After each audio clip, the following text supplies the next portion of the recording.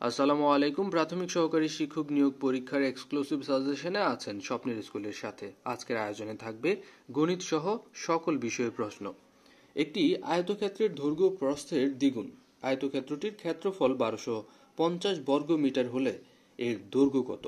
এখানে দেখেন বলা আছে আয়তক্ষেত্রের দৈর্ঘ্য প্রস্থের দ্বিগুণ।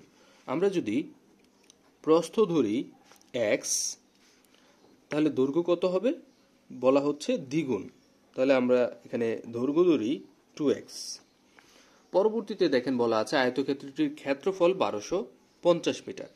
আমরা জানি আয়তক্ষেত্রের ক্ষেত্রফল সমান দৈর্ঘ্য ইন্টু প্রস্থ সমান সমান ক্ষেত্রফল।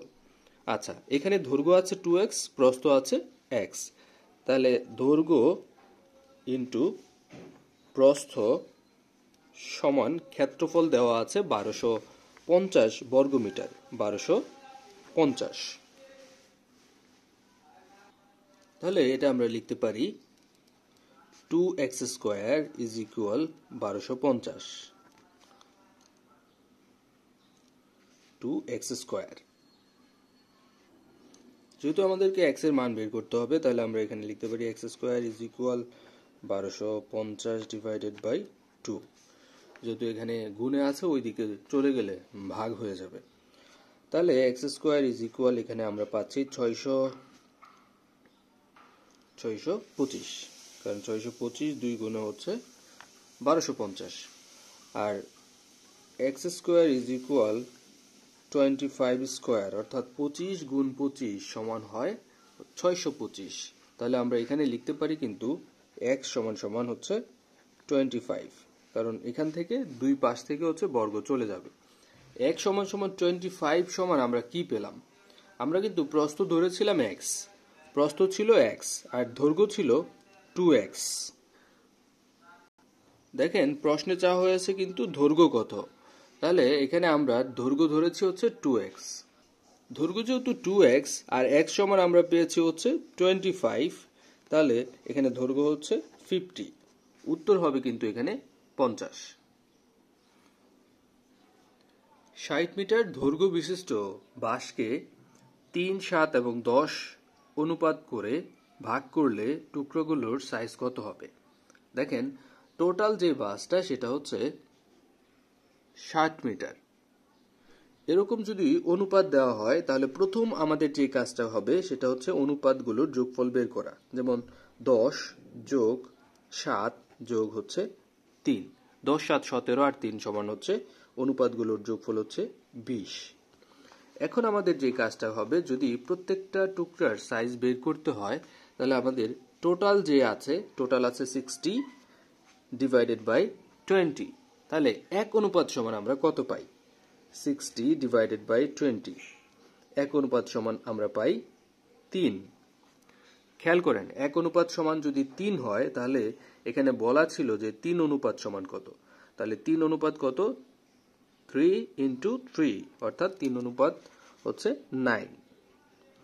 আচ্ছা দেখেন প্রথম যে সাইজটা সেটা কিন্তু আমরা 9 এখানে দেখাচ্ছে। যেহেতু এক অনুপাত সমান 3, 7 অনুপাত সমান 21, তাহলে দুইটা পেলাম আমরা, 9, 21। 10 অনুপাত তাহলে কত? অবশ্যই হবে 30, যেহেতু এক অনুপাত সমান 3, 10 অনুপাত সমান হচ্ছে 30, তাহলে উত্তর হবে 9 মিটার, 21 মিটার এবং 30 মিটার। শতকরা 5 টাকা হার সুদের 120 টাকা 3 বছরে সুদে আসলে কত হয়? এরকম সুদ আসল বের করার জন্য একটি মাত্র সূত্রই যথেষ্ট, আর সেটা হচ্ছে আই বলতে ইন্টারেস্ট ইজ ইকুয়াল পি মানে হচ্ছে প্রিন্সিপাল, এন মানে হচ্ছে আপনার সময়, নাম্বার অফ ইয়ার্স, আর আর সমান হচ্ছে rate of interest. I is equal PNR, এটি মনে রাখলেই হলো। দেখেন এবার এখানে আমরা প্রথমে সুদ বের করব। সুদ কিভাবে বের করব? সুদের ক্ষেত্রে দেখেন কোন কোন ইনফরমেশন আমাদের দেয়া আছে। যেমন 120 টাকা বলা হচ্ছে এখানে, 120 টাকা হচ্ছে এখানে আসল, সময় হচ্ছে 3 বছর, আর শতকরা হার হচ্ছে 5%। তাহলে আমরা এখানে P সমান হচ্ছে প্রিন্সিপাল অর্থাৎ আসল 120 ইন্টু N সমান হচ্ছে নাম্বার অফ ইয়ার্স অর্থাৎ সময়, এখানে দেওয়া আছে 3 বছর, ইন্টু আর সমান হচ্ছে রেট অফ ইন্টারেস্ট, এখানে শতকরা 5 টাকা হার, অর্থাৎ রেট অফ ইন্টারেস্ট হচ্ছে 5। যেহেতু শতকরা হলে কি করতে হবে, আমাদেরকে 100 দিয়ে ভাগ করতে হবে। এটা অবশ্যই মনে রাখতে হবে আপনাদের, শতকরা হলে 100 দিয়ে ভাগ করতে হবে। এখন 5 দিয়ে যদি আমি 100 কে কাটি তাহলে হচ্ছে 5 20 100। আবার এই 20 কে যদি 120 কে দিয়ে কাটি তাহলে হচ্ছে 6, আর 6 আর 3 গুণ করলে হয় 18। 18 আমরা কি পেলাম, 18 হচ্ছে ইন্টারেস্ট পেলাম। আমাদের চাওয়া হয়েছে কি, সুদ এবং আসল। তাহলে আমরা সুদ পেলাম হচ্ছে 18 টাকা, আর আসল আমাদের কত ছিল, 120 টাকা। তাহলে 120 আর হচ্ছে 18 কত হয়, এই যে 138 টাকা হচ্ছে সুদে আসল। 99,999 এর সঙ্গে কোন ক্ষুদ্রতম সংখ্যা যোগ করলে যোগফল 2, 3, 4, 5 এবং 6 দ্বারা নিঃশেষে বিভাজ্য হবে। যেই সংখ্যাগুলো দেয়া থাকবে মনে রাখবেন, ওই সংখ্যাগুলো আপনি প্রথমে লিখে ফেলবেন, যেমন 2, 3, 4, 5 এবং 6। এখন সর্বপ্রথম আমাদের যে কাজটা হবে সেটা হচ্ছে এটার লসাগু বের করা। এটি প্রথমে যদি আমি 2 দিয়ে দিই তাহলে হচ্ছে 1, 3, 2 দুগুণে 4, 5, 3 দুগুণে 6। আচ্ছা, এখন দেখেন 2 দিয়ে আর যাচ্ছে না, যেহেতু 2 একটা আছে, 3 দিয়ে দিই। 3 দিয়ে দিলে হয় হচ্ছে 3 2টা চলে যাবে। আচ্ছা দেখেন এখন কয়টা সংখ্যা পেলাম, 4টা সংখ্যা। 3 2 গুণে হচ্ছে 6, 6 2 গুণে হচ্ছে 12, আর 5 12 60, অর্থাৎ আমরা লসাগু পেলাম এখানে 60। লসাগু বের করার পর আমাদের যে কাজটা হবে সেটা হচ্ছে যেই সংখ্যাটা দেয়া আছে সেই সংখ্যাটাকে এই লসাগু দিয়ে ভাগ করতে হবে। তাহলে দেখেন সংখ্যা হচ্ছে, আমরা লসাগু পেলাম হচ্ছে 60, সংখ্যা দেওয়া আছে 99,999। এখন এই 99 এর মাঝে আপনি যদি ভাগ করেন তাহলে হচ্ছে একবার যাচ্ছে, তাহলে আমরা লিখি 60, থাকে কত তাহলে 39। আরেকটা সংখ্যা নিয়ে আসেন, যেহেতু 39 এর চেয়ে বড় হচ্ছে 60। এখন দেখেন 60 কে 399 এর মাঝে কয়বার যায়, 6 বার যদি দেন তাহলে হচ্ছে 360 হয়, এর চেয়ে বেশি যাচ্ছে না, তাহলে 360। এখানে থাকে কত তাহলে আবারও 39। যেহেতু এই সংখ্যাটা নিয়ে নিয়েছি আমরা, তাহলে এই সংখ্যাটা এবার আমরা নিব 9। তাহলে 399 কে আবার 6 যদি দিয়ে দিই তাহলে হচ্ছে 360। এখানে 6 লিখে ফেলি। দেখেন এখন আবারও কিন্তু থাকে হচ্ছে 39। তাহলে বাকি যে 9টা আছে সেই 9টা এখানে বসায় ফেলি। এখন দেখেন এটাকে আবারও 6 দিয়ে যাবে, অর্থাৎ 360, থাকবে হচ্ছে 39। মোট কথা হচ্ছে আমরা 39 পেলাম হচ্ছে বাকশেষ। যারা প্রাইমারির বিগত বছরের প্রশ্নগুলো অ্যানালিসিস করেছেন তারা অবশ্যই হয়তোবা জানবেন যে এই প্রশ্নটি বারবারই এসেছিল পরীক্ষায়। এখন আমরা 39 পেলাম ভাগশেষ, আর আমাদের লসাগু ছিল হচ্ছে 60। প্রশ্নে যদি বলা হয় যে যোগ করলে, তাহলে আমাদের করতে হবে বিয়োগ। প্রশ্নে যদি বলে যে বিয়োগ করলে, তাহলে আমাদের করতে হবে যোগ। এই ক্ষেত্রে আমরা যে লসাগু পেয়েছিলাম, লসাগু থেকে ভাগশেষ এটা আমরা বিয়োগ করব। বিয়োগ করলে পাই আমরা হচ্ছে 21, আর এই 21ই হচ্ছে এখানে উত্তর। বাই অল মিনস বলতে বোঝায় সব উপায়ে বা সর্বত্রভাবে, এবং এর আরেকটি অর্থ হচ্ছে নিশ্চিতভাবে। নিশ্চিতভাবে এখানে হচ্ছে সার্টেনলি। সার্টেনলি শব্দের অর্থ হচ্ছে নিশ্চিতভাবে। অন্যদিকে এখানে অন্য যে শব্দগুলো আছে মিনিংলেস অর্থাৎ হচ্ছে অর্থহীন, মিনিংফুল অর্থবহ, আনসার্টেনলি অর্থাৎ অনিশ্চিতভাবে।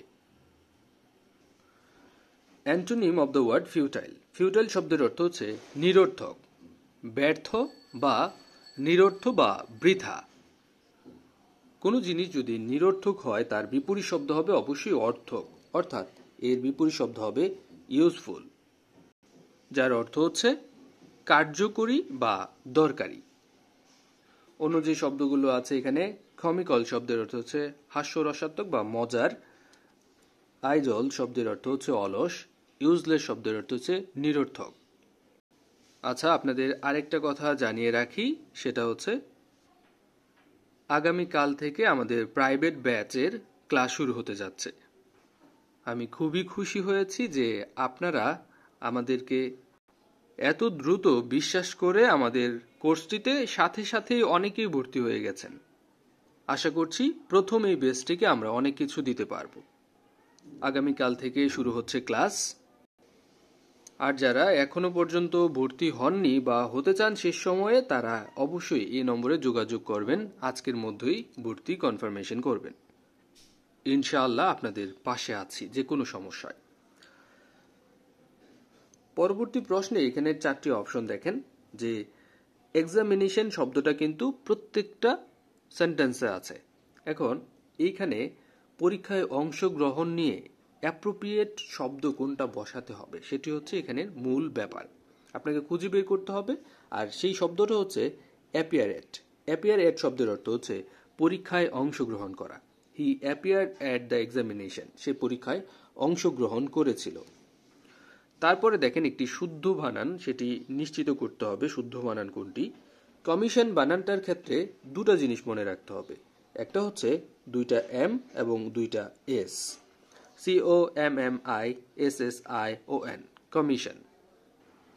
The adjective took place long ago. এখানে অ্যাগো এই শব্দটা কি? এখানে খেয়াল করুন, যদি কোনো ওয়ার্ড অথবা কোনো ফ্রেজ মডিফাই করে অথবা কোয়ালিফাই করে কোনো অ্যাডজেক্টিভ, ভার্ব অথবা কোনো গ্রুপ অফ ওয়ার্ডকে, তখন সেটা হবে অ্যাডভার্ব। এখানে লং অ্যাগো, অ্যাগো শব্দটা দিয়ে কিন্তু এই ভার্বকে মডিফাই করছে। কখন? অনেক আগে, অর্থাৎ এটি হচ্ছে অ্যাডভার্ব অফ টাইম, যেহেতু সময় বোঝানো হচ্ছে তাই এটি adverb. At least one of the students, one of এর নিয়মের ক্ষেত্রে আপনি মনে রাখবেন নাউন যেটা সেটা হবে প্লুরাল, যেমন এখানে স্টুডেন্টস হয়েছে, ওয়ান অফ এর পরে নাউন হবে প্লুরাল, কিন্তু ভার্ব এটি গ্রহণ করবে সিঙ্গুলার। আর এখানে দেখেন at least one of the students, তাহলে এখানে সিঙ্গুলার ভার্ব আছে শুধুমাত্র একটি, সেটি হচ্ছে গেটস। আমরা জানি সাবজেক্ট যদি থার্ড পারসন সিঙ্গুলার নাম্বার হয় তাহলে ভার্বের সাথে এস বা ইএস যুক্ত হয়। At least one of the students gets full marks every time. Food and agricultural organisation, এর বাংলা অনুবাদ হচ্ছে খাদ্য ও কৃষি সংস্থা। জাতিসংঘের যে সংস্থা খাদ্য ব্যবস্থার সঙ্গে সংশ্লিষ্ট সেটি কিন্তু FAO, অর্থাৎ ফুড অ্যান্ড এগ্রিকালচারাল অর্গানাইজেশন। আর FAO এটি গঠিত হয় কুইবেকে। কুইবেক কোথায়? কুইবেক হচ্ছে কানাডার একটি সিটি, আর এটি প্রতিষ্ঠিত হয় 1945 সালের 16 অক্টোবর। ইউরোপীয় রেনেসা, ইউরোপীয় রেনেসা হয় 1453 সালে। আর রেনেসার সূত্রপাত কোথায়? রেনেসার সূত্রপাত হচ্ছে ইতালিতে। রেনেসার উৎপত্তি যদি ইতালির কোন শহরে বলা হয় সেক্ষেত্রে হবে ফ্লোরেন্স। আর রেনেসা কি? রেনেসা হচ্ছে একটি শিল্প আন্দোলনের নাম, যার বাংলা অর্থ হচ্ছে পুনর্জন্ম। আর ইংরেজিতে এটাকে বলা হয় রিভাইভাল অফ লার্নিং। আর এই রেনেসা শব্দটি মূলত ফরাসি শব্দ থেকে এসেছে। যদি বলা হয় যে রেনেসা কত শতাব্দীতে সংগঠিত হয়েছে, তাহলে ত্রয়োদশ থেকে ষোড়শ শতাব্দীতে রেনেসা সংগঠিত হয়েছে। স্ট্যাচু অফ ইউনিটি কোন দেশে অবস্থিত?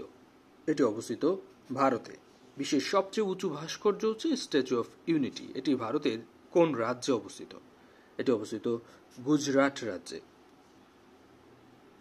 আর এটি তৈরি করেছেন বল্লভভাই প্যাটেল। অ্যালিসি প্রাসাদ, এটি অবস্থিত প্যারিসে। ক্রেমলিন, ক্রেমলিন অবস্থিত মস্কোতে। ক্রেমলিন মূলত কি? ক্রেমলিন হচ্ছে রাশিয়ার প্রেসিডেন্টের সরকারি বাসভবনের নাম। দক্ষিণ কোরিয়ার প্রেসিডেন্টের সরকারি বাসভবনের নাম ব্লু হাউস। ক্যানবেরায় অস্ট্রেলিয়ার প্রধানমন্ত্রীর সরকারি বাসভবনের নাম হচ্ছে দি লজ। রেড ক্রস এটি প্রতিষ্ঠিত হয় 1863 সালে। রেড ক্রসের প্রতিষ্ঠাতা হলেন হেনরি ডোনান্ট। আন্তর্জাতিক রেড ক্রস এর সদর দপ্তর অবস্থিত সুইজারল্যান্ডের জেনেভা শহরে। অন্যদিকে রোটারি ইন্টারন্যাশনাল প্রতিষ্ঠিত হয় 1905 সালে। আপনাদেরকে আরেকটা মেসেজ দিয়ে রাখি, যারা প্রথম চান্সেই প্রাথমিক সহকারী শিক্ষক নিয়োগ পরীক্ষার শিক্ষক হতে চান তাদের জন্য আমাদের প্রাইভেট কোর্সটি অত্যন্ত গুরুত্ববহ হবে এবং ইনশাল্লাহ আপনাদের পাশে আমরা আছি। যে কোনো সমস্যা আমরা লাইভে সলিউশন করব। আর এই ভিডিওর ডেসক্রিপশন বক্সে এবং প্রথম কমেন্টসে আমরা পুরো প্রসেসটা, খুব সিম্পল একটি প্রসেস, মানে 1-2 মিনিটের মধ্যেই আপনি শেষ করে ফেলতে পারবেন সেরকম প্রসেসটা আমরা দিয়ে দিচ্ছি, আপনারা দেখে নেবেন। ভালো থাকুন, আপনাদের জন্য শুভকামনা রইল। আসসালামু আলাইকুম।